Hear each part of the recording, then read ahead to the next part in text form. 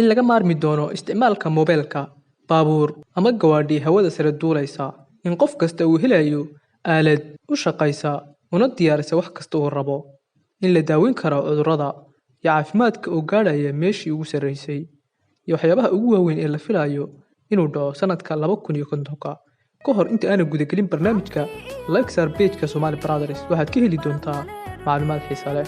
Maalin kasta waxaa naloo sheegay isbedelada ka dhici doona qaybo ka mid ah adduunka sanadaha soo socda.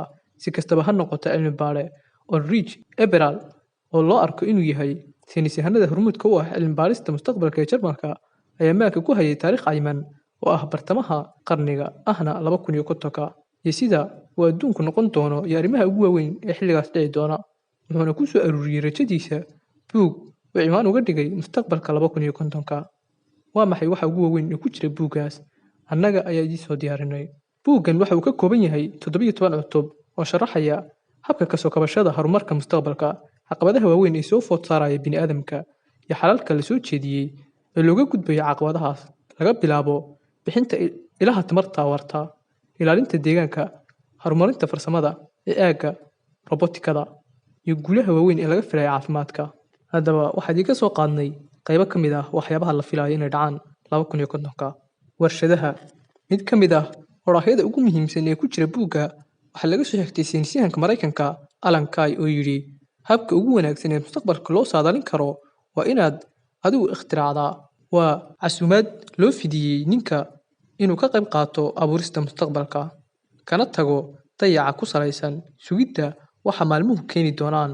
Kadib waxaan eegaynaa sida loola macaamilayo mustaqbalka iyo qof walba inuu soo saarto waxa uu rabo. Tirakoobka dadka. Sanadka 2050, tirada guud ee dadka adduunka ayaa gaari doonta qiyaastii 9.5 bilyan oo qof. Sidoo kale, da'da celceliska dadka ayaa sii kordhaysa, iyo saamiga dadka oo gaari doona da'da 100 sano celcelis ahaan. Si la mid ah boqolkiiba dadka hadda jira oo gaadha 70 sano celcelis ahaan. Sidoo kale, 6 bilyan oo ka mid ah 9.5 bilyan waxay ku noolaan doonaan magaalooyinka oo keliya. Su'aasha isweydiinta leh ayaa tahay, magaalooyinku diyaar ma u yihiin tirada intaa leeg oo dad ah? Dhulkuna xaguu ka keeni doonaa cuntada ay u baahan yihiin? Sidee loo dabooli karaa baahidaha tamarta? Xaggeese ee lagu qubi doonaa qashin qubka ay sameeyaan waxaas dad ah? Xalalka waa in la horumariyo farsamooyinka dib u habaynta warshadaha si looga faa'iideysto qashin qubka, halkii laga soo saari lahaa qalabyo cusub oo lagu daadiyo qashinka. Malaayiinka ama balaayiinka waayeelka ah la iskama indhatiri karo, waayo markay tirada dadku badato waxaa badanaya waayeelka, maadaama celcelis ahaanta dadku ay gaari doonto 100 sano inay ku geeriyoodaan. Waxaana laga maarmaan ah in la diyaariyo waddooyin, guryo, garoomo iyo meelo isboortis oo ay yeeshaan dadkaas waaweyn. Waxaana la rajaynayaa inay jiri doonaan gawaari ay ku rakiban yihiin kamarado iyo qalab casri ah oo ka caawinaya in dadka hawlgalka ay kaxaystaan gawaadhida, iyadoo la tixgelinayo in loo sameeyo xawaare gaar ah ay ku kaxeeyaan gawaadhida dadka hawlgabka ah. Maxaa yeelay suurtagal ma aha in la helo in cid la socoto mar kastaba dadka waayeelka ah. Sidoo kale waxaa la soo saarayaa aalado awood u leh inay u adeegaan dadka waaweyn ee waayeelka ah. Runtii, tani waa mid xaqiiq ah oo jirta hadda. Waxa uu qaataa amaro, wuxuu fuliyaa amarro kale, wuxuuna diyaariyaa cabitaanno iyo cunto.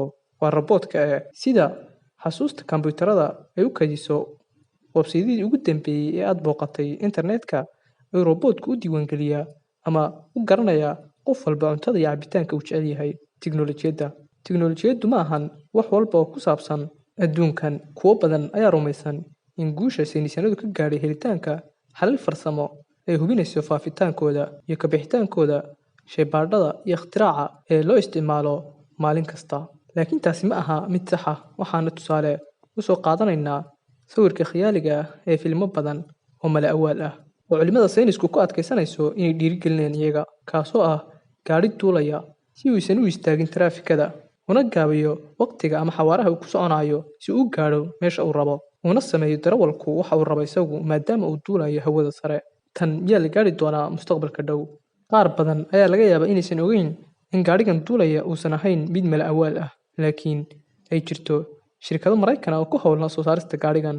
Laakiin helitaanka gaadhigan ma waxa uu ka dhigan yahay in la isticmaali karo mustaqbalka dhow, iyadoo aan loo eegin qiimaha gaadhiga haba ahaado qaali, kaas oo ku kacaya qiimo ku dhow 200,000 oo dollar Maraykanka ah. Shuruudaha ku xidhan gaariga waxaa ka mid ah in gaarigu uu ka duuli karo keliya garoon sida ay u duulaan diyaaradaha oo kale. Sidaa darteed, darawalku meesha uu rabo kama duuli karo, laakiin had iyo jeer waa inuu raadsadaa garoonka ugu dhow. Qodobka ugu muhiimsan ayaa ah in wadista diyaaraddu ay u baahan tahay rukhsad ka duwan kan wadista baabuurka ee hawada. Dhanka kale, si looga hortago isku dhaca, waa inay jiraan waddooyin kala duwan oo hawada ah oo loogu talagalay baabuur kasta oo duulaya. Markaa iyo abaabuli kara duulimaadka kumanaan ama malaayiin baabuur ah oo hawada wada gelaya hal mar. Sidoo kale, imise ayay ku kacaysaa caymiska shilalku. Dhanka waxbarashada, tiknoolajiyadda la heli karo waxay noqonaysaa 3 geesood, taasoo u oggolaanaysa ardayda inay ku noolaadaan tijaabooyinka sayniska qaab muuqaal ah, iyadoo loo marayo horumarka dhinaca isgaarsiinta. Waxaa iska muuqan doonta arday jaamacadeed inuu wax ka barto jaamacado ku yaala dalal kala duwan oo adduunka ah hal waqti, isagoo ka dhigan kara waddamo kala duwan. Sidoo kale, waxay u muuqataa in horumarinta barnaamijyada kombuyuutarku ay sii wadi doonaan boorarkooda, taas oo ku soo rogaysa xaqiiqo cusub dhowrkii sanaba mar. Caafimaadka. Waxaa horumaraya qalabka caafimaadka, waxaana suurtagal ah in la ogaado unugyada kansarka bilowga samayskooda iyo faafitaankooda ka hor, iyo in la ogaado cillad kasta oo ku timaada xubin kasta oo ka mid ah jidhka bini'aadamka, iyadoo loo marayo kamarado yaryar, isla markaana ay warshadaha sameeya daawooyinka ay soo saari doonaan daawooyin fara badan. Ugu dambeyntii, qoraagu waxa uu sheegay horumarka caafimaadka in laga gaadhayo guulo waaweyn sanadaha soo socda, si qof kasta oo indhoole ah wax u arko, sidoo kalena qofka dhagaha leh wax u maqli karo, qofka curyaanka ahna uu u dhaqaaqi karo, iyada oo loo marayo horumarinta cilmi-baarista hidde-sidaha aadanaha. Cudurro badan oo halis ah ayaa la soo saari doonaa daawadooda, waxaana la soo saari doonaa daawooyin ku habboon baahida shakhsiyadeed ee xaalad kasta oo caafimaad. Gabagabadii, waxaa laga yaabaa in xoogaa aragtiyo ah laga helo mustaqbalka dhow buuggan. Tani waxay kor u qaadaysaa fikirka ku saabsan arrimaha muhiimka ah ee dhici doona mustaqbalka dhow, maxaa yeelay adduunku ma sii ahaan doono sida uu yahay maanta. Isbeddelkuna waxa uu dhici doonaa si lama huraan ah, sababtoo ah waxaan u diyaar garoobaynaa mustaqbalka, innagoo ka qayb qaadanayna abuuritaanka wax cusub. Maxay kula tahay adiga? Intaas ayaan kusoo gabagabaynaynaa barnaamijkeena maanta. Waad ku mahadsantahay daawashadaada.